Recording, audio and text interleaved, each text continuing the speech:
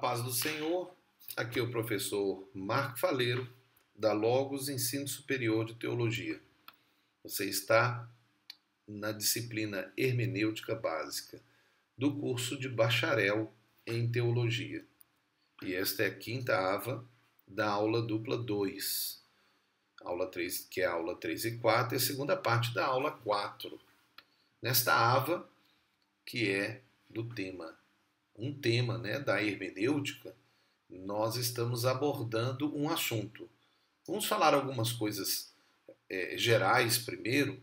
Então, esta ava será um pouco mais tutorial, mas é importante para o crescimento seu, o desenvolvimento do seu estudo, que é importante que você entenda. Você está, através dessa ava, em uma aula virtual. E os cursos que utilizam essas avas, as avas e as VAs também, eles são cursos EAD. Então, são cursos, seja no intensivo ou no modular, que fazem com que o aluno estude sozinho. E se você não gastar tempo estudando sozinho, lendo, você não terá um bom curso. Você pode ter essa certeza. Não dá para ficar só vendo as avas ou as VAs, Aí você tem um acréscimo de leitura, que é o livro que está aí, e tem também o fascículo de regras. Mas tem que ser mais do que isso. E aí eu vou entrar num ambiente espiritual mesmo, ambiente espiritual, que é o quê? Tem que haver oração também. Tem que haver busca de Deus. Ah, mas essa matéria não precisa de buscar a Deus. Quem disse isso? O objetivo dessa matéria é nos dar conhecimento sobre interpretação da Bíblia. Nós estamos buscando Deus. Então não existe essa ideia de que eu não preciso disso, isso é ciência, isso é da minha mente. Não. Você sempre depende do Espírito Santo. Sempre. Em todas as situações. Você não pode considerar que existe na sua vida uma parte sagrada e outra parte que não é sagrada. Para você tudo é sagrado, porque tudo que você faz é como para o Senhor e não para homens. E você sempre está na presença de Deus, você não sai dela, porque você é o templo do Espírito Santo, ele habita dentro de você. Então você sempre, em tudo que você fala e faz, você está com o Espírito Santo em você. Então não há como dizer, não, isso daqui não precisa de Deus. Não funciona assim. Mas vamos seguir. Nós estamos dentro do assunto específico do capítulo 2, que você já deve ter lido, a página 36 a 54. O assunto é inspiração e revelação. E nós já estamos quase a terminar esse capítulo, mas eu queria então chamar a atenção a algumas coisas, mas primeiro vamos voltar de novo a ideia da inspiração. O livro texto faz uma revisão do estudo da inspiração que o aluno lerá para rever. Então é importante ler, porque nós não poderemos tratar de todos os detalhes. A nossa ênfase na inspiração é que a interpretação tem que considerar que a inspiração como parte fundamental da compreensão da Bíblia. Então não há possibilidade de interpretar a Bíblia sem olhar para a Bíblia como a palavra de Deus. Então, você não, porque você, ao estudar a Bíblia, você tem que considerar que a Bíblia é a palavra de Deus. Porque se você for estudar a Bíblia sem considerar a sua inspiração, você lerá como um livro comum. E veja que eu escrevi aí, a Bíblia não é um livro comum. A Bíblia é a palavra de Deus. Ela é a simbologia humana, ela é antrópica, ela é antrópica. Ela usa uma língua humana. Na verdade, duas, pelo menos. Poderia até se dizer três, se nós considerássemos o aramaico. Mas pelo menos o grego e o hebraico, com certeza.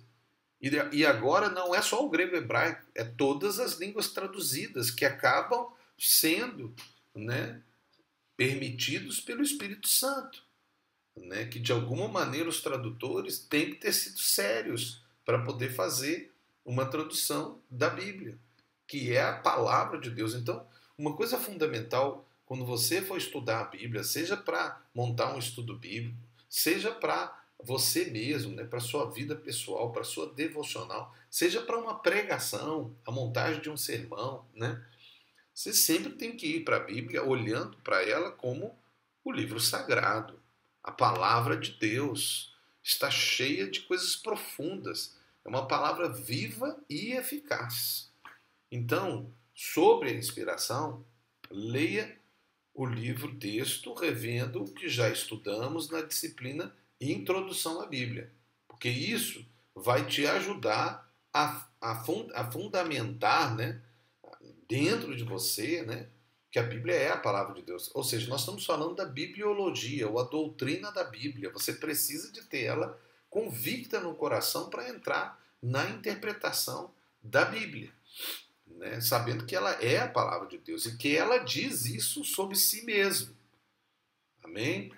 Então, olhando para esse livro-texto, nós vemos aí que o livro tem alguns apoios de estudo, que é a sinopse, que é a visão geral de cada capítulo. Então, é uma forma que o professor Esdras utilizou, né, e que está junto com essa ava. Depois vem trabalhando o contexto, aí vem exercícios, que não são obrigatórios, são optativos, mas eu recomendo você fazer esses exercícios. E vem a bibliografia auxiliar, que vale a pena você analisar, se possível pela internet. Então como é que eu faço isso, professor? Você pega a bibliografia, coloca no Google e você vai ver. Algumas vão estar até disponíveis. E você pode, quem sabe, entrar e ver alguma coisa. Agora, antes de nós continuarmos e seguirmos para a próxima ava e assim terminar, né, essa aula dupla sobre revelação e inspiração, eu queria, apesar que é o capítulo 5, né, eu queria falar rapidamente das duas escolas de interpretação, porque nós não vamos ter uma aula dupla só para isso, né? Se tivermos algum material, é um material complementar, ok? Porque a expectativa, dentro da proposta que nós estamos a construir, eu como professor Marco Faleiro, nessas avas, é que você faça um trabalho em grupo. Mas eu queria que você tivesse uma pequena noção. Por quê? Porque você já deve começar a fazer o seu trabalho em grupo agora, né? Não deixe para o final. Tem aluno que deixa tudo para o final e depois reclama e diz que não teve tempo. Você teve tempo, né? Você tem que ter organização de tempo e não deixar para a última hora e depois não conseguir fazer direito o trabalho. Mas vamos lá. As duas escolas de interpretação que nós vamos citar rapidamente o tema do capítulo 5, era bom então que você lesse o capítulo 5. Então a minha orientação é que agora já na segunda aula você já leia o capítulo 5 e já organize o seu trabalho em grupo e faça ele até o final, né, desse curso, ok? Então leia o capítulo 5 e você vai ver que o que está a falar lá são sobre duas escolas históricas de hermenêutica ou de interpretação da Bíblia, que eram a escola de Antioquia e de Alexandria, que são duas cidades, né, daqueles tempos iniciais da igreja chamada igreja primitiva, né? E aonde é que elas estavam? Vamos ver aí dentro daquela época, né? Veja o mapa que está aí diante de você. Então você vai ver lá na Itália, né, tem a Europa, a Itália tem Roma, né, que era a base do Império Romano.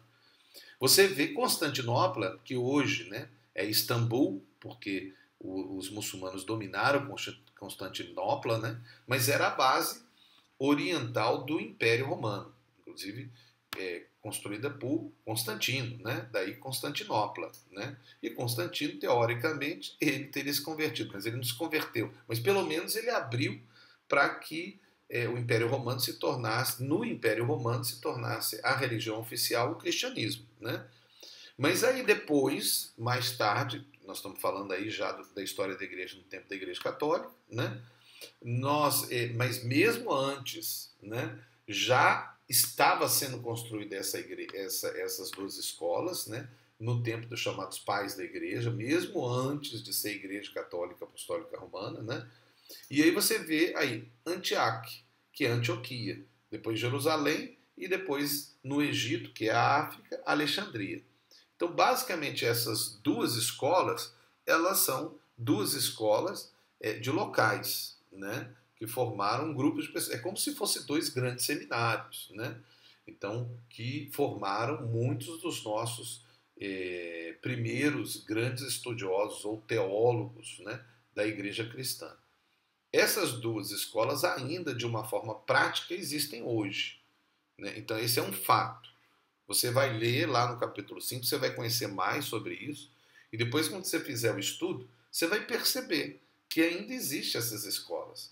No caso, a Antioquia é uma escola mais racional, né? Científica, e a Alexandria é uma escola mais alegórica, né? E nós consideramos que hoje a igreja é muito assim. Nós, pentecostais, somos de tendência mais alegóricos. E os ortodoxos são de tendência mais racional ou científica. Nós sugerimos na Logos que haja uma duplicidade ou uma unidade dessas duas propostas hermenêuticas.